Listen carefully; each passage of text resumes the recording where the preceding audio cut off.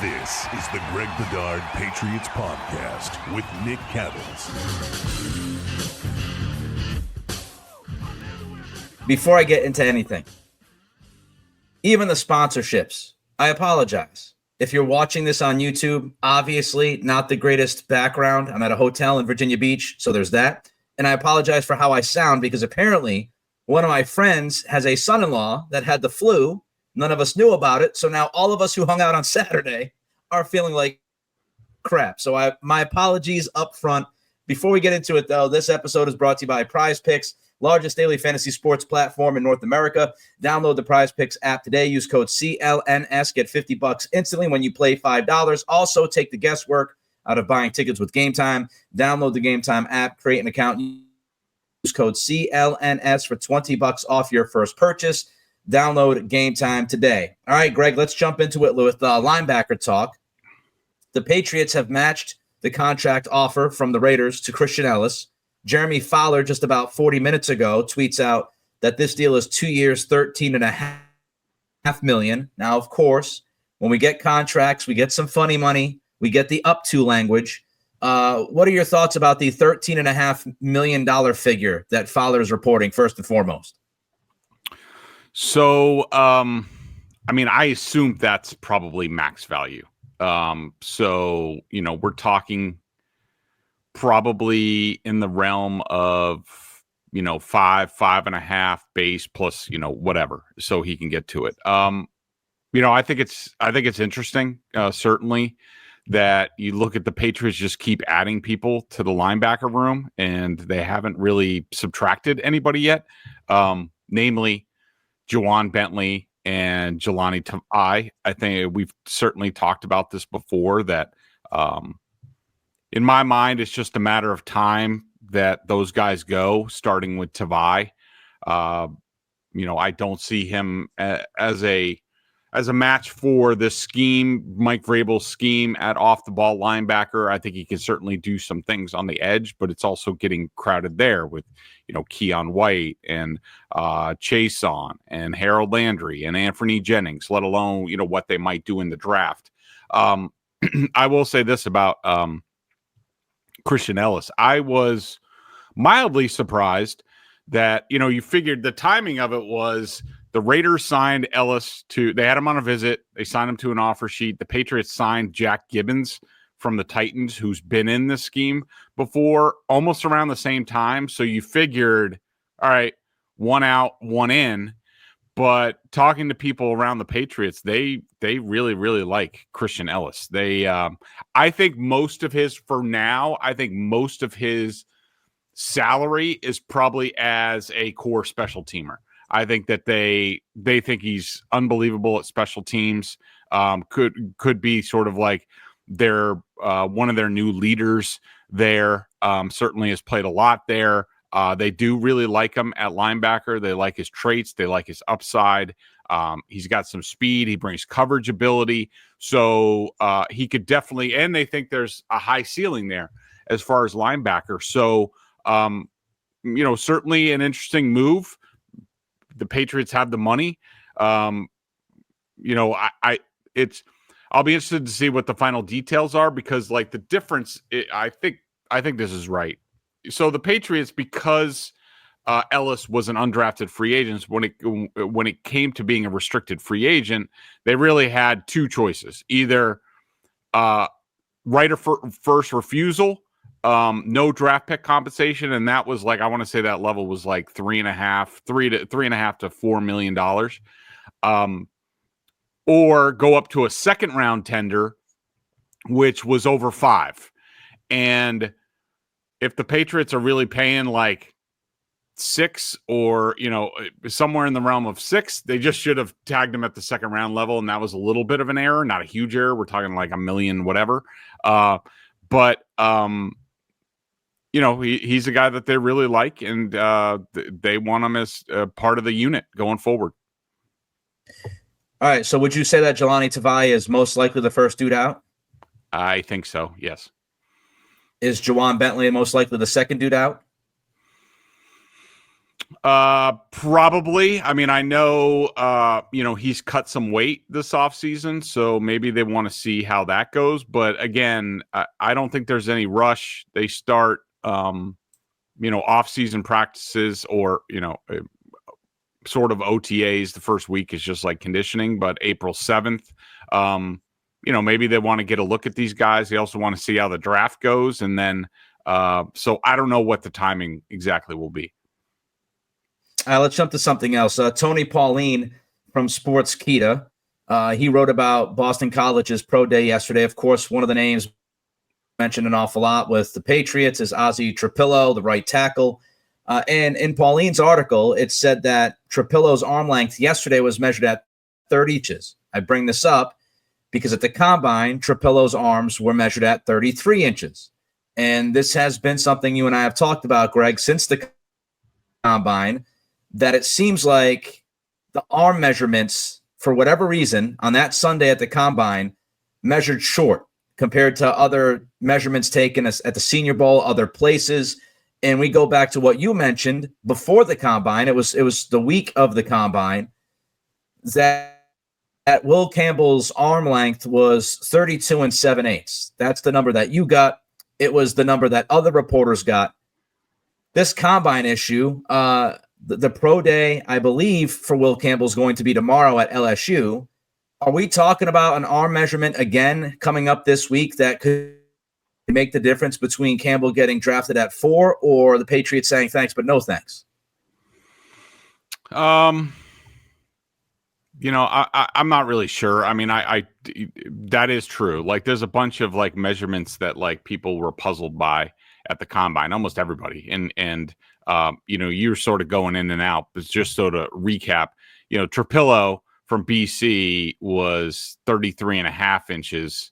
And then at the Senior Bowl, and then he was 33 inches at the combine. What's interesting, that number that I had, and that has been since confirmed. I don't know where. I know ESPN at one point said, I think 33 7/8.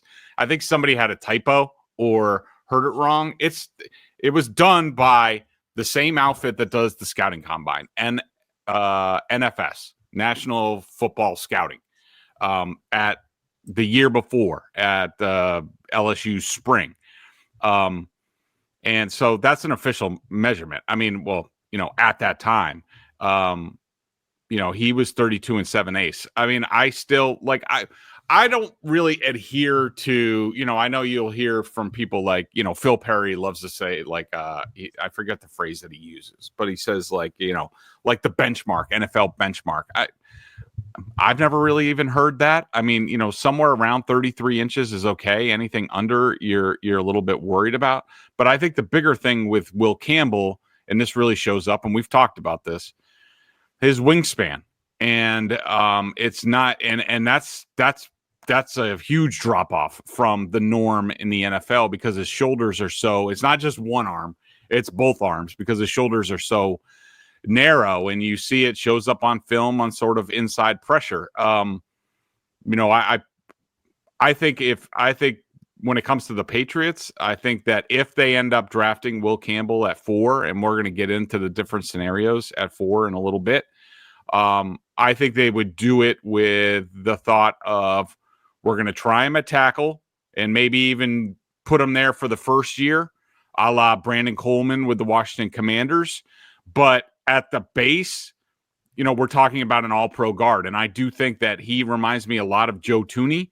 I think he's Joe Thuney with probably a little bit better movement and a little bit of a nastier demeanor. So I think he has a higher ceiling than Joe Thuney, which is pretty damn good, because as I've said before, I think Joe Thuney is a Hall of Famer with what he's done with the Patriots and the Chiefs. And so I think that at the end of the day, the 1/8 of an inch, if you believe in that stuff, I don't think it really matters to the Patriots. It's just they know he's a damn good football player, and they'll figure out the rest later.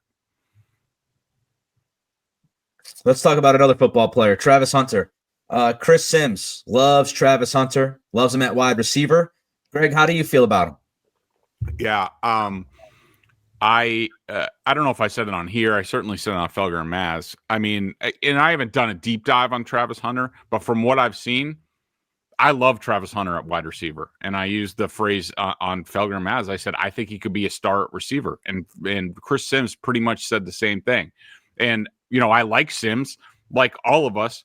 His evaluations aren't perfect. Like, you know, he wasn't really that high on Drake May. Okay. I'm sure there are some Patriots fans out there that will hold it against him, that, you know, any opinion they're going to toss out because he didn't love Drake May, whatever. I mean, that's just stupid talk to me. I mean, look, Chris Sims watches a lot of film. I think he's really good. I think he's really good on wide receivers.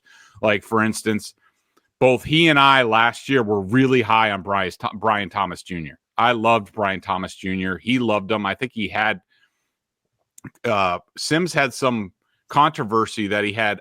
I don't know if he had Brian Thomas Jr. number 1 last year, but he had it was Malik Neighbors, Brian Thomas Jr., and then Marvin Harrison, and people were all up in arms. Like, you know, you're an idiot. And it turns out, at least after 1 year, he looks accurate on all of those. I love Travis Hunter. He said, just so people know, he is definitely the top receiver in the draft. If there's anything he should be in the NFL, if he ever has to pick one thing, it's receiver. He's an elite receiver. Elite. I mean, he's top 5, top 10 pick at receiver, no doubt about that. If he just played DB alone, he would not be that. He's good at cornerback, but he ain't as good as what he is here at receiver. He could be a star. He could lead the NFL in receptions. He's unbelievable. Yak. He's got everything. So he's elite in a lot of different areas. And I completely agree. When I see Travis Hunter, I see a combination of somewhere in the middle between Justin Jefferson and Garrett Wilson. And I heard, I forget who it was. It was Todd. The draft. McShay? Yeah, Todd McShay said Garrett Wilson. I think Travis Hunter is better than Garrett Wilson. So if you like Garrett Wilson, you should love Travis Hunter. And I could just tell you that, like, and we'll get into more about the 4th overall pick. But I am just, if I am a Patriots fan, the night before the draft, I am going home. I'm getting on my knees. I am praying to sweet baby Jesus, 6 pounds baby Jesus, that 2 quarterbacks go in the top 3, and that hopefully Travis Hunter is there. I would take Abdul Carter, but if you could ask me tomorrow, what's my ideal scenario at number 4 for the Patriots? It's Travis Hunter is there for them at receiver.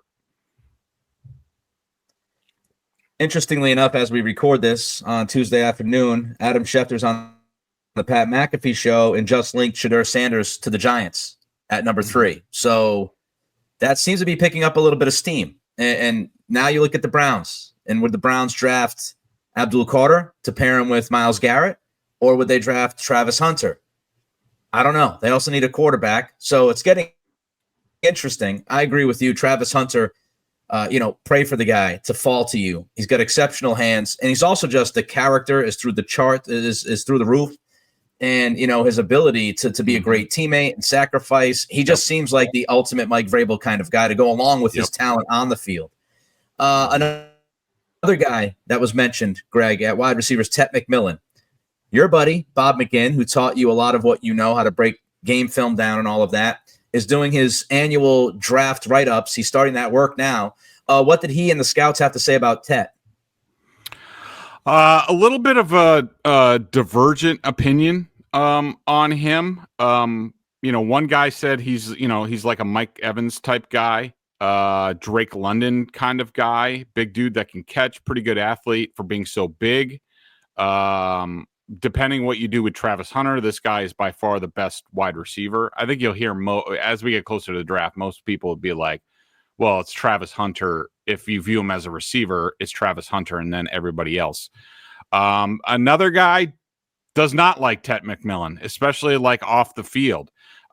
He said he was in protection mode this year. There's stuff on film this year that's just gross. The lack of competitiveness is just disturbing at times. Very undisciplined route runner.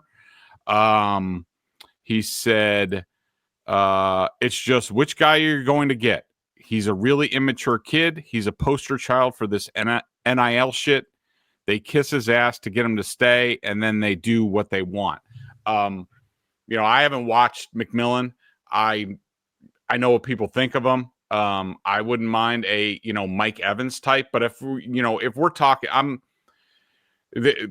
I also want to say that for the receiver class as a whole, McGinn's talking to scouts like they don't like this wide receiver class. They don't. They think it's you have like basically the top and then like everybody else. Even though I do think there's a lot of different interesting guys that they could get. But I know, because I hear from Patriots fans on Twitter, just like you do, and there's people talking about McMillan possibly at 4. No, we're talking like maybe top 10, but more like 10 to 15. I mean, if Patriots get in a trade down scenario, I mean, we can talk about that. But no, I want, especially if we're talking about 4, I want special. And I think Travis Hunter is special. All right, before we get to more draft talk and draft scenarios, Greg, tell the fine people about Prize Picks. Prize Picks is the best place to get real money sports action with over 10 million members and billions of dollars in awarded winnings. Prize Picks has made daily fantasy sports accessible to all. You just pick more or less on at least 2 players for a shot to win up to 1,000 times your cash. Run your game all season long on Prize Picks. Love sitting down for the games. Celtics last night. I think Nick went into the fetal position when Jason Tatum got rolled up on. He probably cried himself to sleep, but that's all right. But he was having a good game. Probably hit on the Prize Picks. Prize Picks is the best way to get action on sports in more than 30 states, including California, Texas, and Georgia. The app is really easy to use. I love it. To create a lineup, all you have to do is pick more or less on a few player stats for your shot to win up to 1,000 times your money. The second half of the basketball season is here, and the race to the playoffs is heating up on Prize Picks, the best place to cash in on your favorite sports. Don't miss your chance to cash in as the league's best fight for playoff positioning. Download the app today and use code CLNS to get $50 instantly after you play your first $5 lineup. Again, that's code CLNS to get $50 instantly after you play your first $5 lineup. Prize Picks, run your game. All right, Greg, we talked about Travis Hunter. The other guy I mentioned quickly was Abdul Carter. Some draft scenarios. Draft scenario number 1. 2 quarterbacks are taken. Which guy would you rather have? Follow the Patriots at 4. If you're Elliott Wolf, Mike Vrabel, everybody else. Would it be Carter or would it be Hunter? I'm going to answer that a couple different ways. Okay. Well, me personally, I want Travis Hunter to be there. I think I hear, and I get it, and I'm part of it as well. I hear the belly aching about the Patriots offseason and all defense and no offense, and I understand and I agree with it to a certain extent. I also agree that, or I believe, and I think you do too, Nick, that the free agency class in offense was very shallow, and there were only a certain number of guys.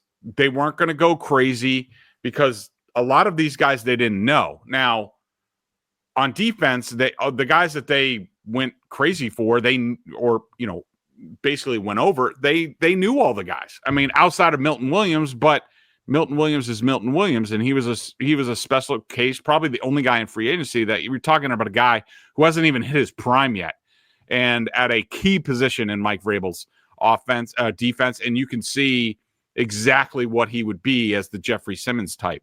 Offense, I understand. I'm disappointed that they haven't filled left tackle, left guard, wide receiver 1, or wide receiver 2. But let's just imagine a scenario where by the end of the draft, let's say they sign Stephon Diggs. They draft Travis Hunter at number 4. They trade up into the back of the first round to pick, I don't know, Membu, Kelvin Banks, Josh Simmons from Ohio State, somebody like that. Okay. And, they figure out, guard, they have some internal candidates that they could look at. I mean, if they get through the offseason like that, I'm pretty happy. I mean, am I expecting them to hit year 1 and them to be gangbusters? No, it's probably going to be the year after. it's going to be an adjustment for Hunter. It's going to be an adjustment for whatever they do at left tackle. It's really hard for rookies to come in at both positions and just be, unbelievable at the start. But so that's why I think it would be easier.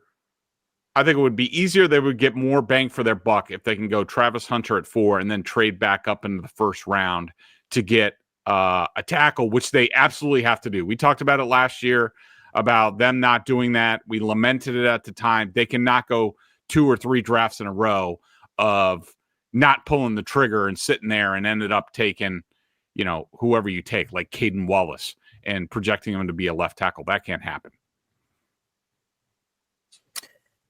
My issue with the offseason so far is that it just seems like they have had nowhere near the amount of urgency on the offensive side that they should have had. And they haven't had the same amount of urgency on the offensive side as on the defensive side. And they have taken on plenty of risk on the defensive side, but it seems like they get cold feet whenever a possible risk pops up on the offensive side. Like if it were me, I would have been more aggressive with Stephon Diggs and not let him out the building. I would have said, unless he said, I don't want to be here, but he came to town. He had dinner with staffers. He had a physical. And even if you got to pay him a little bit more money, I get it. He's coming off the ACL, but I want this team to go into the draft, Greg, with at least an idea of, hey, we have a competition between Vidarian Lowe and left tackle X, or this guy is an upgrade. It might not be a huge upgrade, but at least we got somebody better in that spot. And at wide receiver, we have somebody who's a veteran who we can somewhat trust before you get to the draft. Because now, and we still have a few weeks, but if you get to the draft and it's the same situation we're looking at right now, you're depending on everybody else. You're depending on another team to work a trade with you. You're depending on the fact that you can, meet that team's asking price to make that trade. You're just asking for a lot of things to fall your way. You're asking for Diggs to wait, not sign elsewhere. You're hoping and depending that Travis Hunter falls to you at 4.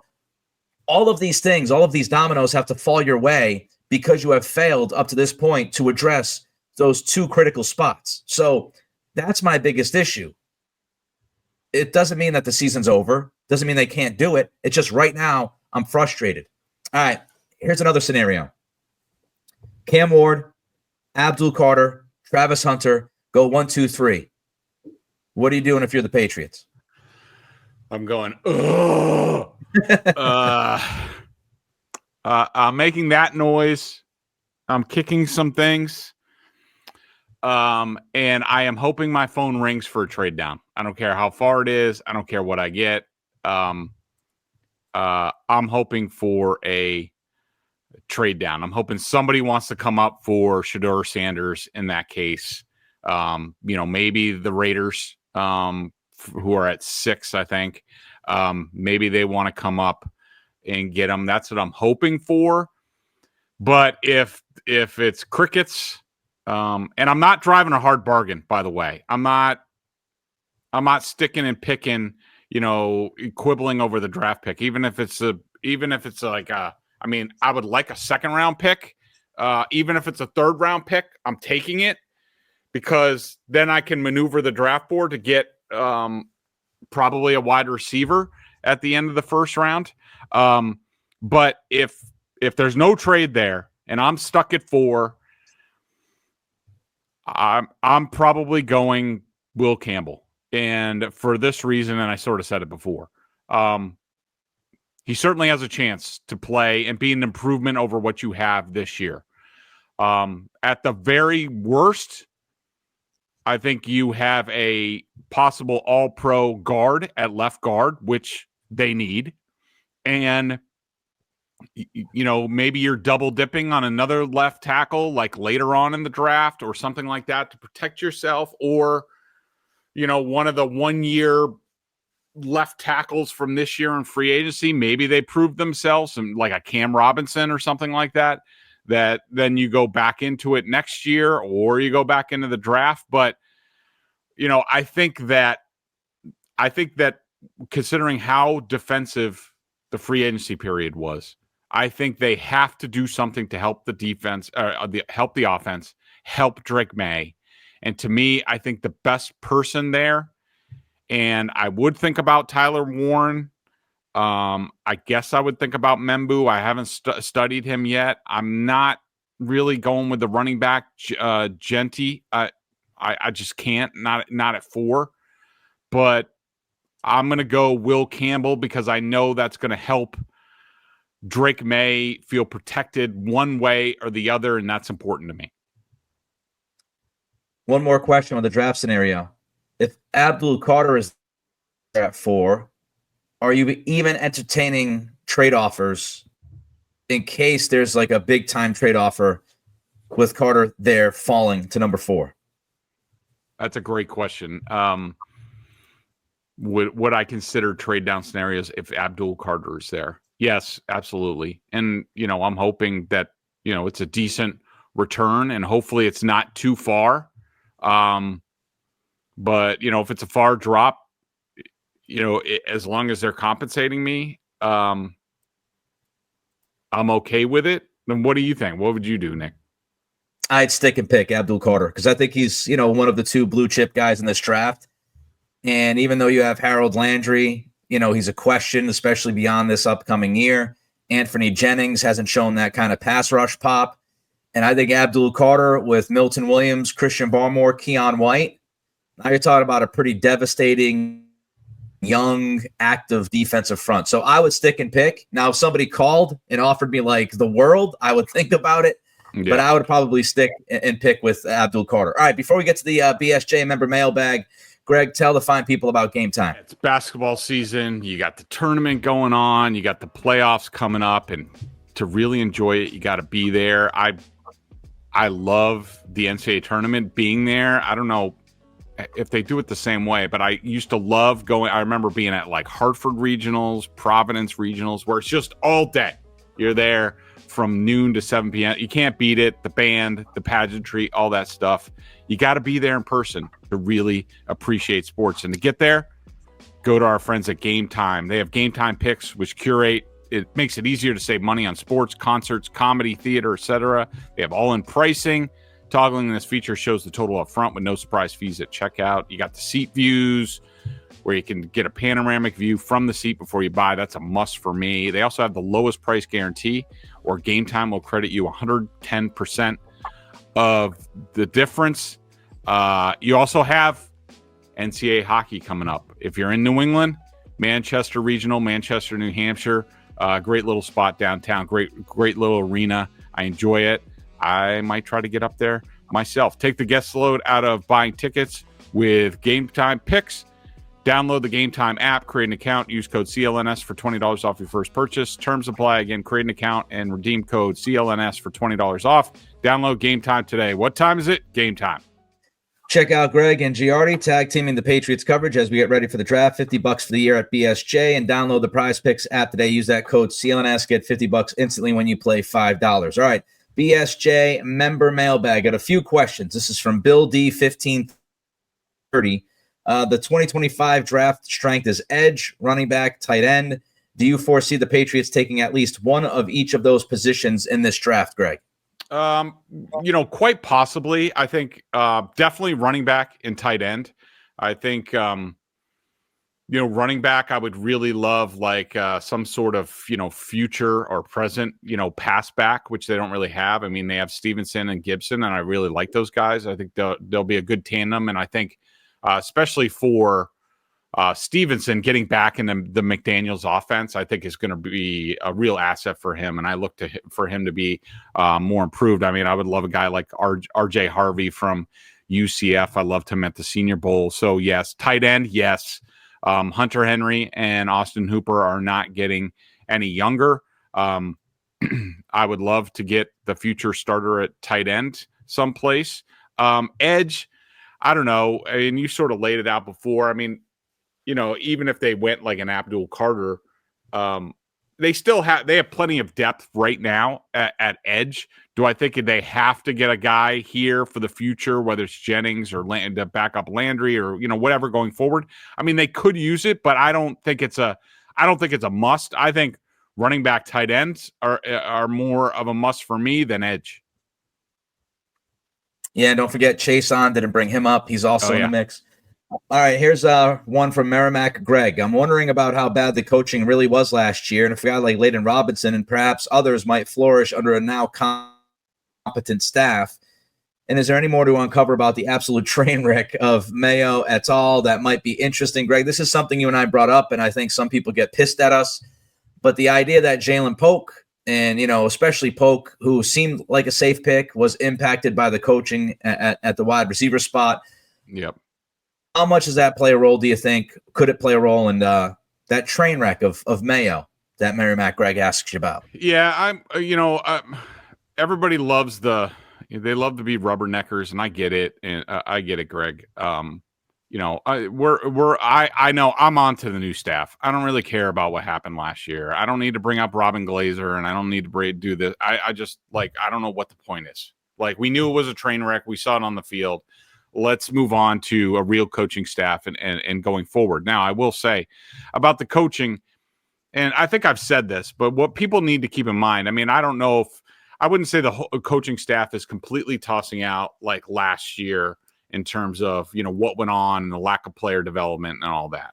I do think they have hopes that these guys are going to improve under this coaching staff. But I will say pretty much everybody on this team, especially the younger guys. And remember, for some of these guys, like a Cole Strange, it wasn't a one-year thing. This is a multi-year thing, especially on the offensive line, where the coaching was a train wreck and wildly inconsistent. And we don't need to rehash it. People who listen to this podcast know what I'm talking about. But what they're doing, basically the approach that they're taking, I hear this from fans a lot. They want to be like, do you think they're not doing X because they believe they have Y and Z player? I could tell you they're not taking that approach. Do they have hopes for some of these guys, like a Cole Strange or Layden Robinson or Caden Wallace? Yeah, but they have no expectations. Basically, they're taking all of these guys, whether it's Jalen Polk and Javon Baker, all these guys. You could even throw Kendrick Bourne into the mix. They are basically saying, all right, clean slate, go prove yourself. And if you don't, you're gone. That's it. And they're going with no expectations. And so, but, he mentioned Layden Robinson.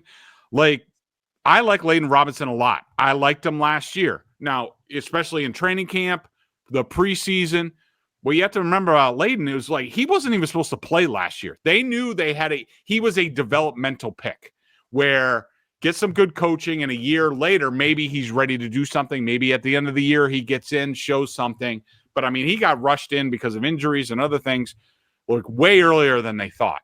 And Layden is a really good prospect. And I don't care what you saw on the field last year. I'm not coming off that.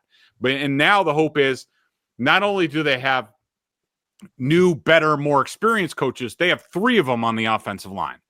And so in that respect, being able to work, and I'm sure they're going to divvy up responsibilities where, Kugler gets the bottom guys and Hoftalling gets the middle guys, whatever.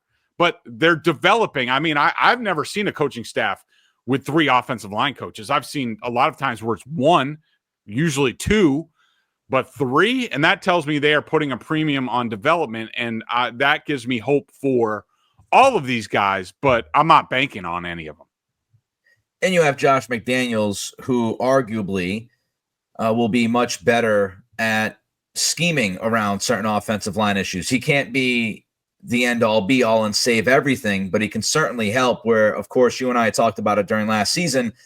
Alex Van Pelt fell short of those things many different times, which was aggravating. All right, Murphy, 558. There's still the draft and training camp veteran signings, but where can we confidently say that the Patriots substantially improved? I have a hard time getting excited for this season, knowing they didn't even bother to address the offense. They're still the same unit at best. Greg, are we really staring down the barrel of another 3 to 4 win season? Murph, I love you, buddy. I love the pessimism. The cynicism. That's what we do in New England, or at least we used to do. The younger generation doesn't really know that stuff. All they know is championships, the bastards. The rest of us had to suffer with nothing other than the Celtics which was great. But in any event, Nick, I don't know how you feel, but I see no scenario outside of like an injury to Drake May. And I can't believe I just, gave that voice. I don't see any scenario where the Patriots are a 3 or 4 win team this year. There's none. I mean, between the coaching staff, Vrabel, what they've done on defense, how good that unit's going to be and more consistent and help out the offense, and it's going to be much better than last year. The schedule, especially at home, the home schedule. To me, Nick, I don't know how you feel about this, but I see this as the absolute floor for me is a 6-win team at this point. And I don't even think there's much chance of that. I look at more of them like a 7-8 win team with the potential for more. I'm not saying that's the ceiling or anything like that, but just like what they've added. I know the offense hasn't gotten much better, but you got to remember, you got to look back at, just remember 2021 with the Patriots. And yeah, the offensive line was a little bit better. You had, Trent Brown was all right. You had David Andrews as center. You still had Shaq Mason. I think you had Joe Thuney. No, you did not have Joe Thuney that year. Mac Jones's rookie year. I mean, they brought in a bunch of new guys, and, Kendrick Bourne was all right. I think he's an average wide receiver. Nelson Aguilar, Hunter Henry was pretty good. Jonnu Smith was a disaster.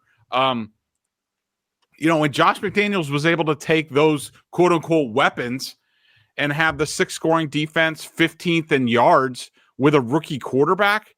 You have to I have a lot of faith in Josh McDaniels that he's going to at least get the offense to average. And you combine that with a defense that should be a lot better. I think it's going to be faster. It's going to take away the ball more, which we haven't seen a lot over the recent years here because the Patriots have gotten so slow. I think just those things plus the schedule, there's no chance they're winning 3 or 4 games next year. I wish I had my notebook that I usually have when we do this, because I would have put 6 to 7 wins as the floor as you started talking, and that's pretty much right where you are. That's how I feel. A lot of the stuff that you said. This defense, man, Carlton Davis, Christian Gonzalez on the outside. The linebacker is going to be much more athletic, playing much more downhill, much more aggressive. The defensive front, your pass rush is going to be better this year, even if Harold Landry is not the same guy. The additions of Chason and Landry are going to help you get to the quarterback more often. Milton Williams playing in the middle of that defense. You hope Christian Barmore's back. And even if Barmore's back at 75 to 80% with Milton Williams, it's a very difficult 1-2 combo in the middle of that defensive line. And offensively, look, I'm frustrated by left tackle as much as anybody. But honestly, if they just find somebody to plug that hole, even in the draft, and again, you got to depend on other things happening. I'm not confident that's going to happen. But if you do that, your right tackle's better than last year. Mike Owenu, full-time, focused on right guard where he should be, will be better from week 1 through week 17 than he was last year. Garrett Bradbury should be an upgrade over what Ben Brown was last year. Even though Garrett Bradbury's not fantastic, he still should be an upgrade. So you're talking 3/5 of your line being better than it was last year. If you find left tackle and you have somebody who can play at Vidarian Lowe's level, if not slightly better, you're better in that spot. And at left guard, like left tackle to me is the absolute need. You could talk me into believing if you find somebody who is suitable in the draft to play left tackle, I could believe that one of City So, Cole Strange, Layden Robinson, I could believe one of those guys will actually be decent at left guard. Not great, but decent. So, and the biggest thing is just Drake May. We should expect a natural bump from first year to second year, from Van Pelt to McDaniels. Drake May should be better than he was last year. So, yeah, unless there's injuries and chaos, I don't know how you don't get to at least, 6 wins with this team right now. Dr. Doug 49, Greg, given that our left tackle position will be filled by Jacobs or a draft pick, I'll throw in Vidarian Lowe since he did not have Vidarian Lowe in there. How can McDaniels scheme to cover up that weak link? So, really what Josh has done over the years, and Brian Hoyer was on, I think, with Curran or somebody, but he gave because he was asked what would he do at number 4, and he said I would definitely go receiver, over say a Will Campbell or somebody, a tackle at 4, and he said, I have a little bit of bias and knowledge here, knowing how Josh McDaniels can operate an offensive system and provide help to the tackles. I mean, it's a variety of things. And I've never seen, and of course, I don't watch every team around the league, but I've never seen an offensive coordinator who's better at spinning the dial consistently on what you do. I mean, just think of the best example is just think of the way that the Patriots dealt with it's Joey Bosa, right? Who was with the Chargers? Joey Bosa. Yeah. Yes. As opposed to Nick with the 49ers. I mean, just remember how many times that, Joey Bosa would go up against the Patriots and he never got close to Tom Brady or, any of their quarterbacks. I mean, he was a non-factor in the game. And that's because McDaniels and, Dante Scarnecchia would scheme these things up. So, basically it's like, one time you're chipping him with the back. One time you're slamming him with the tight end. On the next one, you're leaving him unblocked. You're pulling the guard over to nail him. Then you're, running a draw. And it's just these things that McDaniels knows how to do. And he knows all right, if I'm taking a shot play, I'm going to leave a tight end to double team him. What's his name? Hoyer also talked about, I left the quote out, but he also talked about in the same thing about how he was also frustrated last year about how Alex Van Pelt didn't do enough of that. And so, I can't give you the whole playbook on how McDaniels is going to do it, but you got to change your pitches all the time with what you do with these guys. And sometimes you leave them unblocked, but you have a solution and you understand what's going to do that. Van Pelt was just capable of doing that. He was incapable. McDaniels just knows that inherently. Last one for you.